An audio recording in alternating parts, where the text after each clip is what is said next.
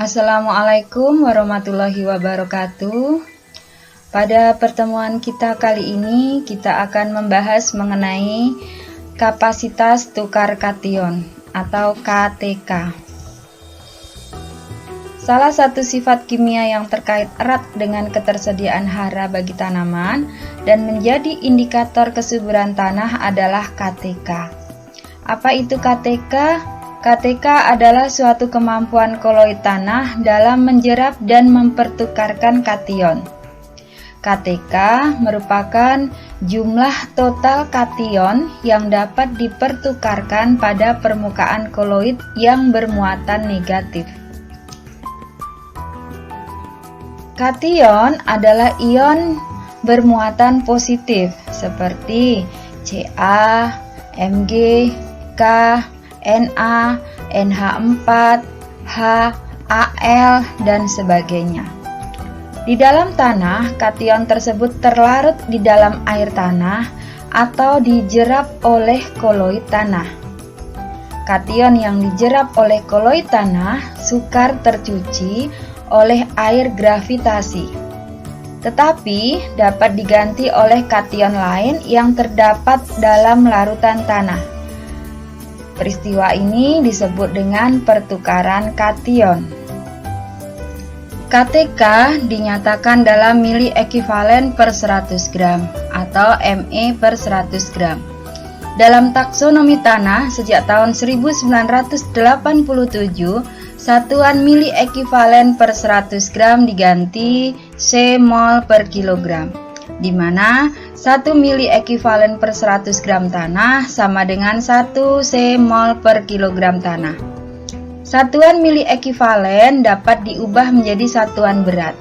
Dapat juga diubah menjadi ppm atau part per million atau sepersejuta. Misalnya, 1 mili ekivalen K sama dengan 39 mg. Kita ketahui bahwa berat atom K 39 valensi 1, maka 1 mili ekivalen K sama dengan 39 dibagi 1 sama dengan 39 mg.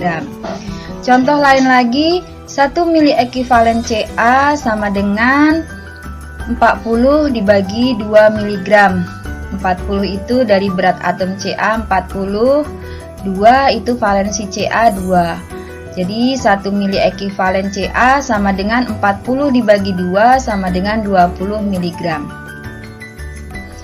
Konversi mili ekivalen menjadi ppm atau part per million, misalkan bila K 0,6 mg per 100 gram sama dengan 0,6 kali berat atom K 39 mg per 100 gram. Di atas satuannya miligram, di bawah gram, disamakan satuannya menjadi miligram, maka 100 gram dikalikan 1000. Jadi 0,6 kali 39 sama dengan 23,4 miligram per 100.000 miligram. Untuk menjadikan ppm sepersejuta, maka 100.000 miligram dikalikan 10. Kalau di bawah dikalikan 10, maka di atas dikalikan 10. Jadi 23,4 mg per 100.000 mg sama dengan 234 mg per sejuta mg atau 234 ppm. Misalnya tanah mempunyai 1 mili ekivalen Ca, berarti tanah tersebut mengandung 20 mg Ca per 100 gram tanah atau setara dengan 200 mg per kilogram tanah. Apabila berat tanah dengan kedalaman atau lapisan olahnya 20 cm dan bak density 1 gram per cm kubik dengan luasan 1 hektar, berarti tanah tersebut mengandung Ca sebanyak 400 kg per hektar. Dari mana 400 kg per hektar? Tadi di awal sebelumnya kita sudah membahas bagaimana mengkonversi mili ekivalen ke dalam satuan berat. Jadi 1 mili ekivalen Ca sama dengan berat atom Ca dibagi valensi. 40 dibagi 2 mg per 100 gram.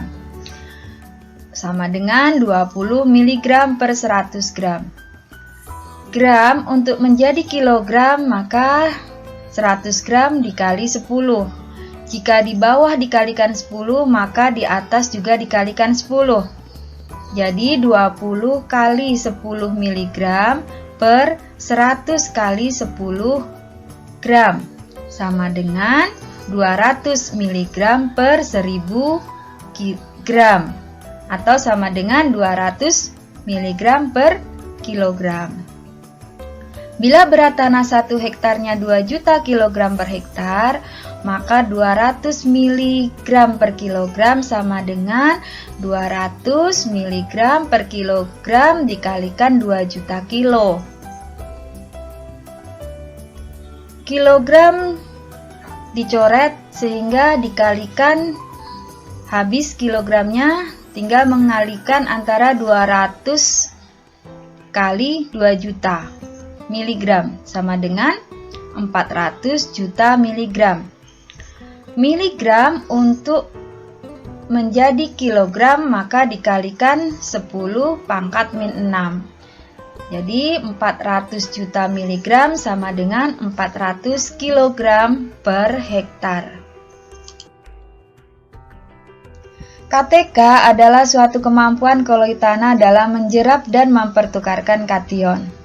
KTK merupakan jumlah total kation yang dapat dipertukarkan pada permukaan koloid yang bermuatan negatif. Kapasitas tukar kation menunjukkan kemampuan tanah untuk menahan kation-kation dan mempertukarkan kation-kation tersebut. Makin tinggi KTK, maka makin banyak kation yang dapat dijerap atau ditariknya.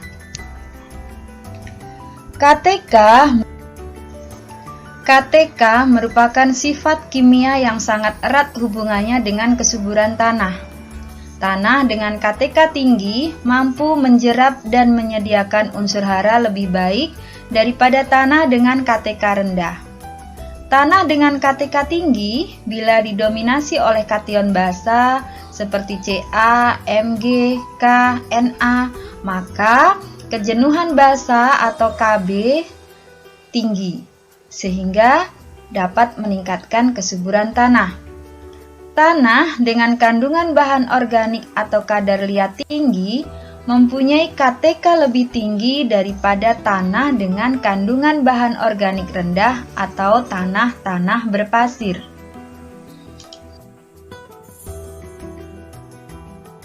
Jenis mineral liat menentukan besarnya KTK tanah. Misalnya, tanah dengan mineral liat montmorillonite mempunyai KTK lebih besar daripada tanah dengan mineral liat kaolinite. Montmorillonite itu tipe 21, sedangkan kaolinite itu mineral liat tipe 11. Jadi montmorillonite lebih besar KTK-nya dibandingkan dengan kaolinite. Tanah tua seperti oksisol mempunyai KTK rendah karena koloidnya banyak terdiri dari sesqui oksida. Besarnya KTK juga dapat digunakan sebagai penciri untuk klasifikasi tanah. Misalnya, untuk tanah oksisol itu mempunyai penciri, mempunyai KTK 16 semol per kilogram liat.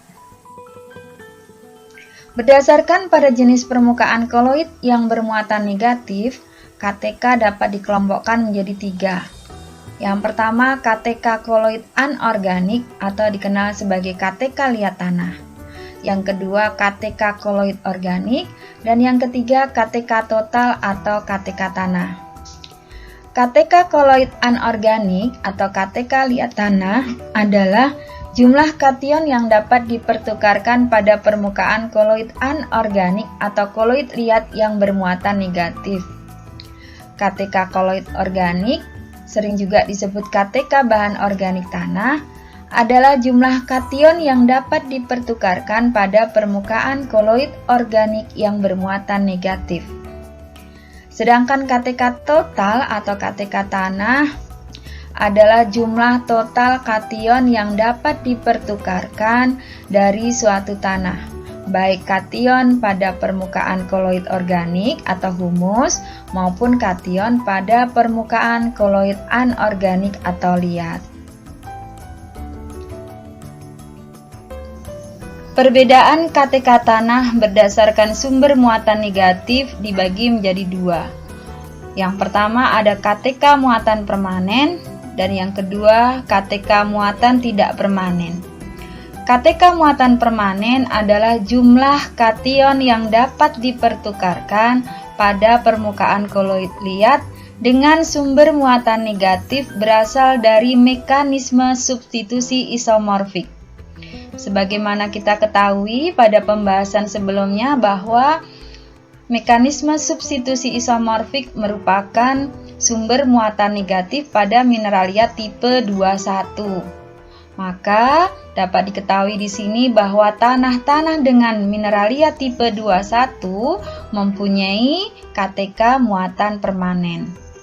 Yang kedua, KTK muatan tidak permanen, yaitu jumlah kation yang dapat dipertukarkan pada permukaan koloid liat dengan sumber muatan negatif liat bukan berasal dari mekanisme substitusi isomorfik, tetapi berasal dari mekanisme patahan atau sembulan di permukaan koloid liat, sehingga tergantung pada kadar H positif dan OH negatif dari larutan tanah. Sebagaimana materi sebelumnya bahwa patahan pinggir koloid liat merupakan sumber muatan negatif pada mineralia tipe 11. Sehingga dapat diketahui di sini bahwa tanah dengan jenis mineralia tipe 11 mempunyai KTK muatan tidak permanen.